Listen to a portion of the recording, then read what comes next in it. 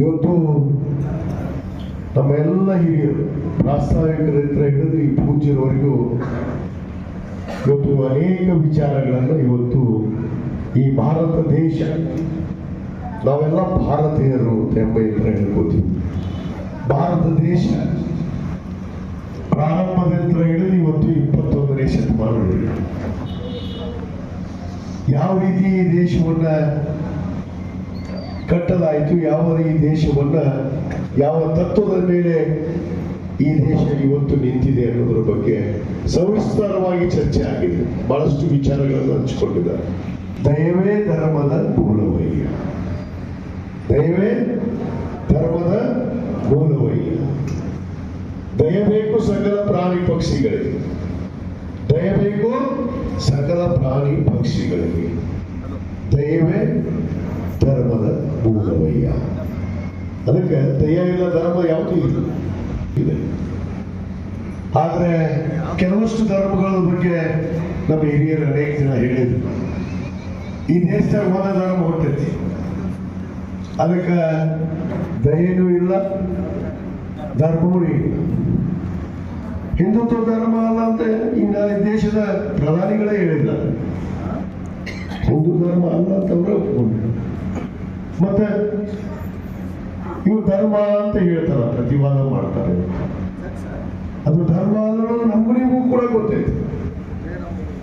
ಆದ್ರೂ ಕೂಡ ಅಂಧಭಕ್ತರಾಗಿ ನಾವು ನಡೀತಾ ಇದೀವಲ್ಲ ಈ ದೇಶದಲ್ಲಿ. ಅಂಧಭಕ್ತರಾಗಿ ಯಾವುದೇ ಒಂದು ಗ್ರಂಥ ಇಲ್ಲ, ಧರ್ಮ ಅನ್ನೋದಕ್ಕೆ ಆಧಾರ ಇಲ್ಲ. ಇದ್ದಿದ್ದ ಧರ್ಮವನ್ನು ನಾವು ಬಿಟ್ಟು ಮನುಷ್ಯ ಧರ್ಮವನ್ನು ಒಪ್ಪಿಕೊಂಡ್ರು ಅಂತೇಳಿ ಈ ನಾಡಿನಲ್ಲಿ 1,96,000 ಜನ ಪ್ರವಾದಿಗಳು ಬಂದರೂ ಕೂಡ ನಾವು ಮಾನವನಾಗುವುದನ್ನು ಕಲಿಯಲಿಲ್ಲ. ಇವತ್ತು ಮಾನವ ಧರ್ಮಕ್ಕೆ ಜಯವಾಗಲಿ ಅನ್ನೋದನ್ನ ಕಲಿಯಲಿಲ್ಲಲ್ಲ, ಅದು ಬಹಳ ನೋವಿನ ಸಂಗತಿ ಅನ್ನೋ ಮಾತನ್ನ ಈ ಒಂದು ವೇದಿಕೆಯ ಮುಖಾಂತರ ನಾನು ನಿಮ್ಮ ಜೊತೆಗೆ ಹಂಚ್ಕೊಳ್ಳೋಕೆ ಬಯಸ್ತೇನೆ. ಯಾಕಂದ್ರೆ ಮಾನವೀಯತೆನೇ ಕಲ್ತಿಲ್ಲ ನಾವು. ಮಾನವನಾದಾಗ ಬಸವಣ್ಣವ್ರು ಹೇಳಿದ್ದೇನು, ಡಾಕ್ಟರ್ ಬಾಬಾ ಸಾಹೇಬ್ ಅಂಬೇಡ್ಕರ್ ಅವರು ಹೇಳಿದ್ದೇನು, ಎಲ್ಲ ದೇಶಗಳನ್ನ ಅಡ್ಡಾಡಿ, ಎಲ್ಲ ಪ್ರಪಂಚವನ್ನು ಅಡ್ಡಾಡಿ ಡಾಕ್ಟರ್ ಬಾಬಾ ಸಾಹೇಬ್ ಅಂಬೇಡ್ಕರ್ ಅವರು ಭಾರತ ದೇಶದ ಸಂವಿಧಾನವನ್ನು ಬರೆದರು. ಸುಮ್ಮನೆ ಮನೆಯಾಗ ಕೂತ್ಕೊಂಡು ಬರಲಿಲ್ಲ.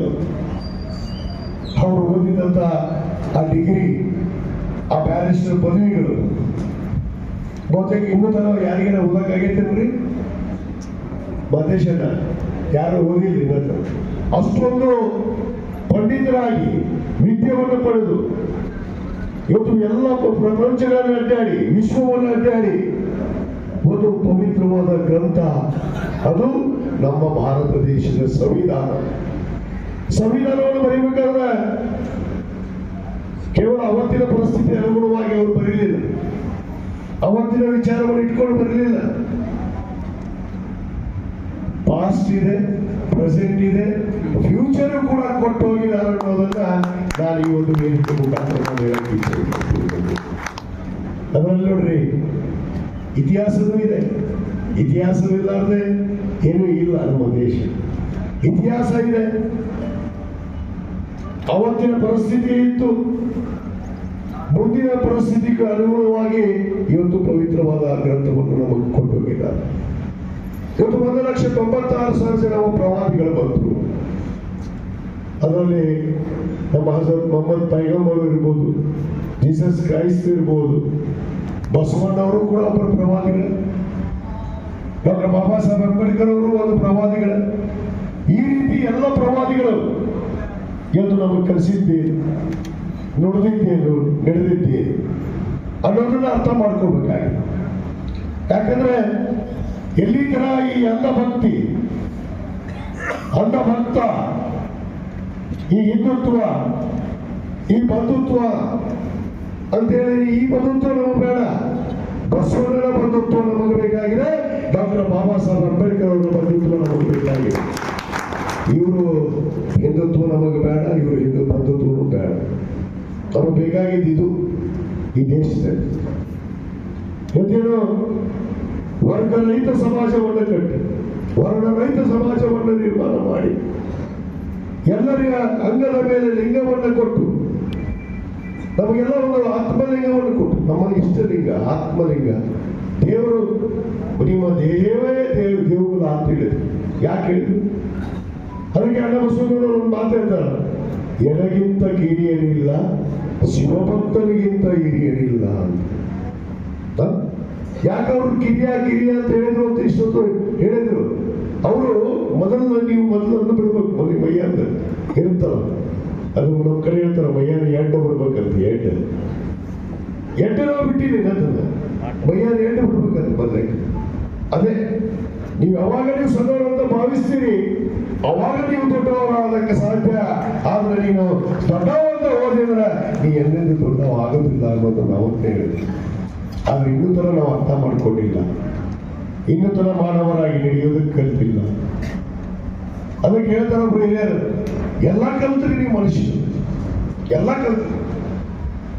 ಹಕ್ಕಿ ಹಂಗ ಹಾರಾಡೋದು ಕಲ್ತೀರಿ, ಇವಂದಾಗ ಹೋಗ್ತೀರಿ, ಮತ್ತೆ ಹಾರಾಡದಂಗ ಮೀನ್ಯಾಗ ನೀರಾಗಿ ಈಜಾಡೋದು ಕಲ್ತೀರಿ. ಎಲ್ಲ ಕಲ್ತಿರಲ್ಲಪ್ಪ, ಎಲ್ಲ ನಾವು ಕಲ್ತೀವಲ್ಲ, ಕಲ್ತ ಬಂದಿರ್ತೀವಲ್ಲ. ಮತ್ತೆ ಕಲ್ತರೂ ಕೂಡ ನೀವು ಏನಾಗಬೇಕಾಗಿತ್ತು? ಮೊದಲು ಏನಾಗಬೇಕಾಗಿತ್ತು? ಮಾನವರಾಗಬೇಕಾಗಿತ್ತು. ಮೊದಲು ಮಾನವರಾಗ್ರಿ.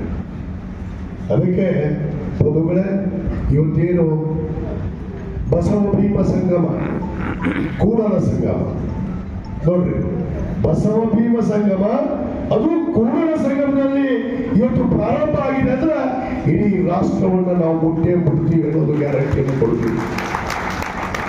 ಇದು ಸುಮ್ಮನೆ ನಾಟಕೀಯವಾಗಿ ಯಾವುದೋ ರಾಜಕೀಯ ಲಾಭಕ್ಕಾಗಿ ಇವತ್ತು ಈ ಕಾರ್ಯಕ್ರಮ ನಾವು ಮಾಡಿಲ್ಲ. ಫಸ್ಟ್ ಬರ್ಕೊಂಡೋಗಿ ಯಾರ ಹೋಗಿ ಮತ್ತೆ ಚಲೋ ಮಾಡ್ತೀರಿ, ನನಗೆ ಗೊತ್ತಿತ್ತು. ಏನೋ ಹೊಸ ವಿಷಯ ನೋಡಂತೆ ಅಂದ್ರೆ ನಮ್ಗೆ ಯಾರು ಪ್ರಕಾಶ್ ಪೂಜರು ಹೇಳೋಗ್ಯಾರ, ಸಿದ್ದರಾಮಯ್ಯ ಸಾಹೇಬ್ರ ಹೇಳ್ಯಾರಂತ, ಏನೋ ಒಂದು ಸಿಗ್ತ ನಾವು ಅಂತೇಳಿ ನಾ ಮಂಡ್ಯಾರ ಹೇಳಿ ಬಂದೀನಿ ಸಾಹೇಬ್ರಿಗೆ. ಸರಿ, ಏನು ಎಲ್ಲ ಎಪಿಸೋಡ್ ಬಿಟ್ಟಿದ್ದೀರಿ. ಈಗ ಸಮಾಜಕ್ಕೆ ಒಳ್ಳೇದಾಗೋದು, ಮಾನವ ಕುಲಕ್ಕೆ ಒಳ್ಳೇದಾಗೋದನ್ನ ಅಷ್ಟೇ ಮಾಡ್ತಿದ್ರಿ ಅಂತೇಳಿ ನಾನು ಸಿದ್ದರಾಮಯ್ಯರ ಬಾದಾಮಿ ಪ್ರಮಾಣ ಮಾಡಿ ಬಂದಿಲ್ಲ. ಅದಕ್ಕೆ ಕೇಳಾಕತ್ತೀನಿ ನಾನು, ಕಿತಿಬಿ ಎಬ್ಸೋದಿಲ್ಲ. ಈಗ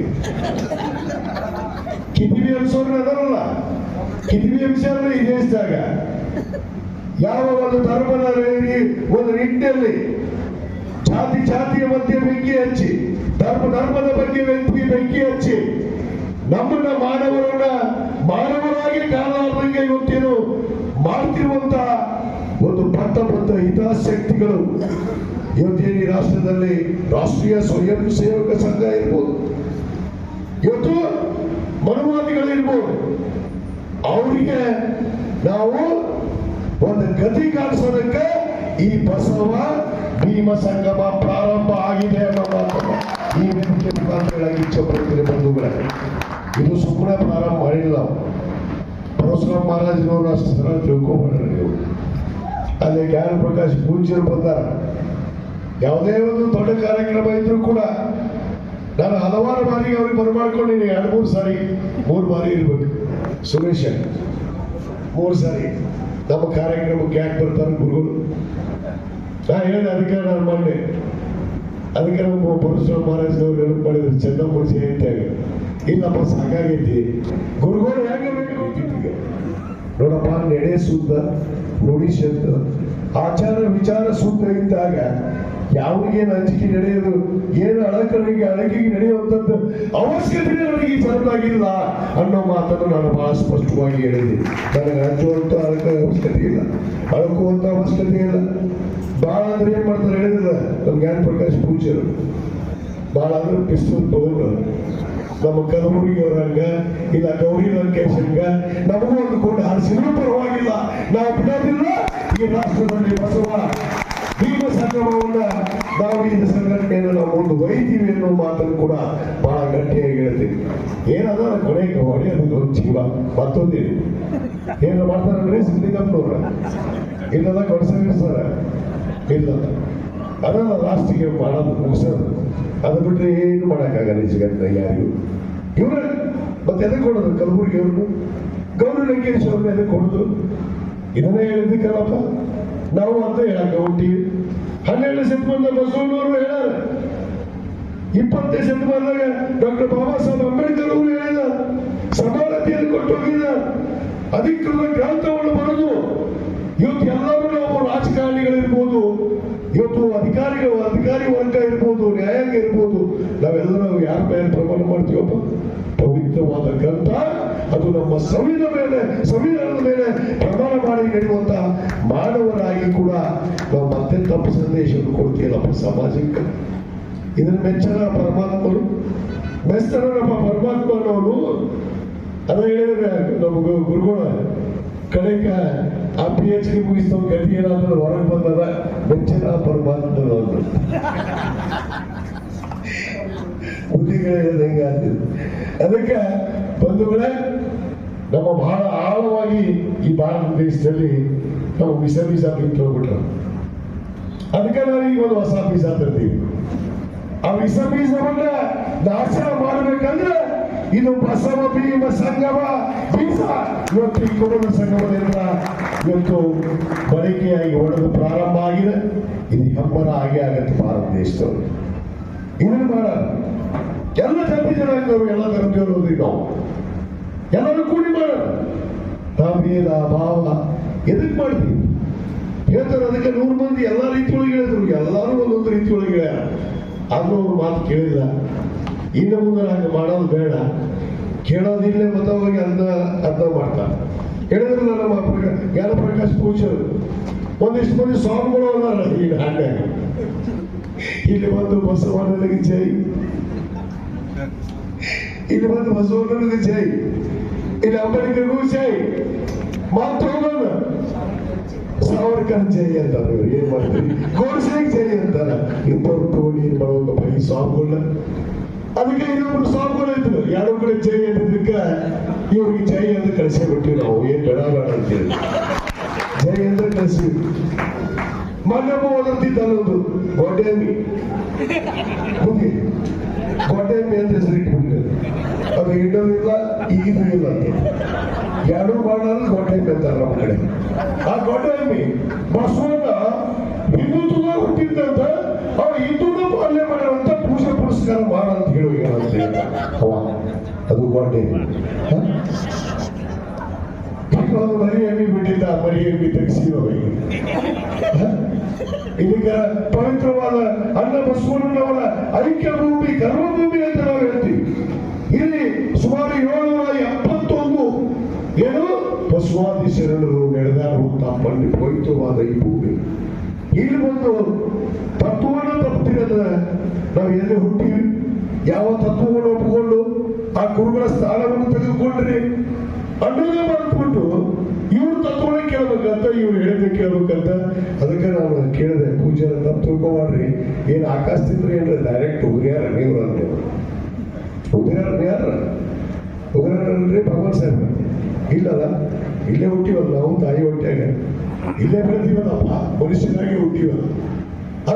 ಇವ್ರು ಹೇಳಿದ್ದು ಒಪ್ಕೋಬೇಕಂತ ಯಾಕೆ ಒಪ್ಕೋತೀರಪ್ಪ? ಗೋಡ್ಸೆ ಪೂಜೆ ಮಾಡಂತ ಮಹಾತ್ಮ ಗಾಂಧಿ ಕೊಂದವರು, ಇನ್ನು ಸಾವರ್ಕರ್ ಅಂಬೇಡ್ಕರ್ ಅವರನ್ನ 13 ಬಾರಿ ಕೊಲೆ ಮಾಡೋದಕ್ಕೆ ಯತ್ನ ಮಾಡದಂತ ಮಹಾರೀಚ ಮಹಾಪಾಪಿ ಯಾರಂದ್ರ ಅದು ಸಾವರ್ಕರ್ ಅನ್ನೋ ಮಾತನ್ನು ನಾನು ಇವತ್ತು ಗಟ್ಟಿಯಾಗಿ ಈ ವೇದಿಕೆಯಲ್ಲಿ ಹೇಳಬೇಕಾಗುತ್ತೆ. ಅಂತ ಸಾವರ್ಕರ್, ಅಂತ ಗೋಡ್ಸೆ ಪೂಜೆ ಮಾಡುವಂತ ಅಂಧ ಭಕ್ತರು ಇವತ್ತು ಈ ದೇಶದಾಗ.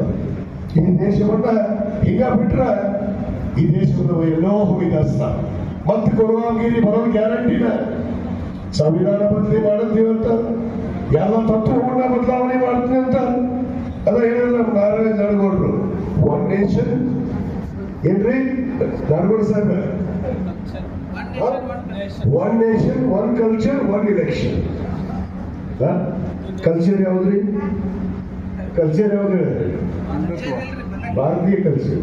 ಅವ್ರ ಕಲ್ಚರ್ ಅಲ್ಲ, ಅವ್ರ ಕಲ್ಚರ್ ಅಲ್ಲ, ಬಂಧುತ್ವದ ಕಲ್ಚರ್, ಹಿಂದುತ್ವದ ಕಲ್ಚರ್ ಅಲ್ಲ, ಬಂಧುತ್ವದ ಕಲ್ಚರ್ ಅನ್ನು ನಮಗೆ ಬೇಕಾಗಿದೆ ಬಂಧುಗಳೇ.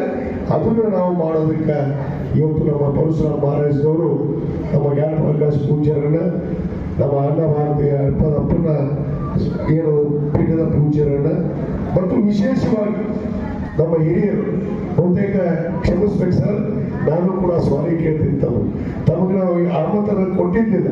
ಆದ್ರೆ ಪರಶುರಾಮ ಮಹಾರಾಜನವರು ಹೇಳಿದ್ರು, ನಿಮ್ಮ ಬಗ್ಗೆ ಕೇಳಿದ್ದೆ ನಾನು ಅಷ್ಟ. ಆದ್ರೆ ನಿಜವಾಗ್ಲೂ ನಿಮ್ಮ ಮಾತನ್ನು ಕೇಳಿದ ಮೇಲೆ ನನಗೂ ಕೂಡ ಜ್ಞಾನೋದಯ ಇವತ್ತು ಆಗಿದೆ ಅನ್ನೋ ಮಾತನ್ನು ಕೂಡ ನಾನು ಇವತ್ತು ಬಹಳ ಸಂತೋಷಿತ ಹೇಳ್ತೀನಿ. ಅದಕ್ಕೆ ತಾವು ಬಂದು ಈ ಕಾರ್ಯಕ್ರಮದಲ್ಲಿ ಪಾಲ್ಗೊಂಡಿದ್ದಕ್ಕೆ ನಾನು ನಮ್ಮ ಎಲ್ಲ ಈ ವೇದಿಕೆ ಪರವಾಗಿ ಸಮಸ್ತ ಜನತೆಯ ಪರವಾಗಿ ವಿಶೇಷವಾದ ಧನ್ಯವಾದಗಳನ್ನು ತಮಗೆ ನಾನು ಅರ್ಪಿಸಕ್ಕೆ ಬಯಸ್ತೇನೆ. ಯಾಕಂದ್ರೆ ಇಂಥ ಚಿಂತಕರು ಇಂಥ ಸಮಾಜವನ್ನ ಕಟ್ಟುವಂತ ಇವತ್ತು ಹಿತಾಸಕ್ತಿ ನಮಗೆ ಬೆಳಕಾಗಿದೆ. ಇವತ್ತು ಪಟ್ಟಬದ್ಧ ಹಿತಾಸಕ್ತಿಗಳು ದುಷ್ಟ ಶಕ್ತಿಗಳು ದೇಶವನ್ನು ಒಡೆಯುವಂತವರು ನಮಗೆ ಅವಶ್ಯಕತೆ ಇಲ್ಲ ಬಂಧುಗಳೇ. ಆದ ಕಾರಣ ಈ ಕಾರ್ಯಕ್ರಮ ಇವತ್ತು ಪ್ರಥಮವಾಗಿ ಇವತ್ತು ಕರ್ಮಭೂಮಿ ಐಕ್ಯ ಭೂಮಿ ಬಸವಣ್ಣನವರ ನಾಡಿನಲ್ಲಿ ಪ್ರಾರಂಭ ಆಗಿದೆ. ಇದು ಇಡೀ ಡೆಲ್ಲಿವರೆಗೆ ಮುಟ್ತೀವಿ ನಾವು. ಇವತ್ತು ಹಳ್ಳಿಯಿಂದ ಡೆಲ್ಲಿಗೆ, ಹಳ್ಳಿಯಿಂದ ಡೆಲ್ಲಿಗೆ ಹೋಗೋಕೆ ಬಂದದ್ದು ನಾವು ಹೋಗಿವಿ, ನಾವು ಹೋಗ್ತೀವಿ. ಇದನ್ನ ಅಲ್ಲಿವರೆಗೆ ಒಯ್ತೀವಿ.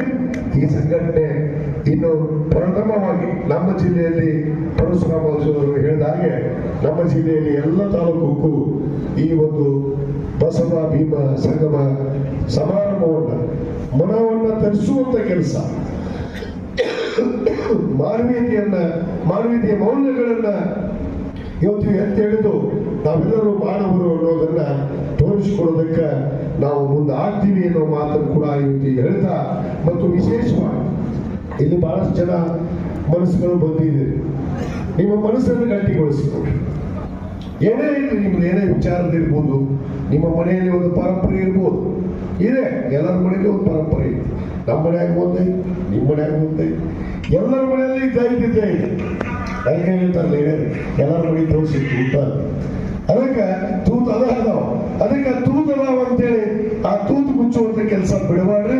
ಆ ತೂತು ಮುಚ್ಚುವಂತ ಕೆಲಸ ನಾನು ಇವತ್ತಿಂದ ಪ್ರಾರಂಭ ಮಾಡ್ರಿ ಅನ್ನೋ ಮಾತನ್ನು ಕೂಡ ನಾನು ಇವತ್ತು ಈ ವೇದಿಕೆ ಮುಖಾಂತರ ತಮಗೆಲ್ಲರಿಗೂ ಕರೆ ಕೊಟ್ಟು, ಇದು ಒಂದು ತಂಡವಾಗಿ, ಒಂದು ಶಕ್ತಿಯಾಗಿ, ಹೆಮ್ಮರವಾಗಿ ಬೆಳೆದೆ. ಇದಕ್ಕೆ ತಾವೆಲ್ಲ ಮನಸಾರೆ ನಮ್ಮ ಜೊತೆಗೆ ಬೆಂಬಲಕ್ಕೆ ನಿಂತಿರಬೇಕು. ನಾವು ಕಾರ್ಯಕ್ರಮವನ್ನು ಹಮ್ಮಿಕೊಂಡಂತ ಸಂದರ್ಭದಲ್ಲಿ ವೇದಿಕೆ ಮೇಲಿರುವಂತಹ ಬುದ್ಧಿಜೀವಿಗಳು ಇರ್ಬೋದು, ವೇದಿಕೆ ಮುಂಭಾಗದಲ್ಲಿರುವಂತಹ ಬುದ್ಧಿಜೀವಿಗಳು, ಹಿರಿಯ ಜೀವಿಗಳು ನಮಗೆ ಬೆಂಬಲವನ್ನು ಕೊಡಬೇಕು ಅಂತೇಳಿ ಈ ವೇದಿಕೆ ಪರವಾಗಿ ತಮ್ಮಲ್ಲಿ ವಿನಂತಿ ಮಾಡಿಕೊಂಡು, ಮತ್ತೊಮ್ಮೆ ತಮಗೆಲ್ಲರಿಗೂ ಈ ಕಾರ್ಯಕ್ರಮಕ್ಕೆ ಬಂದು ಯಶಸ್ವಿಗೊಳಿಸಲಿಕ್ಕೆ ಎಲ್ಲರಿಗೂ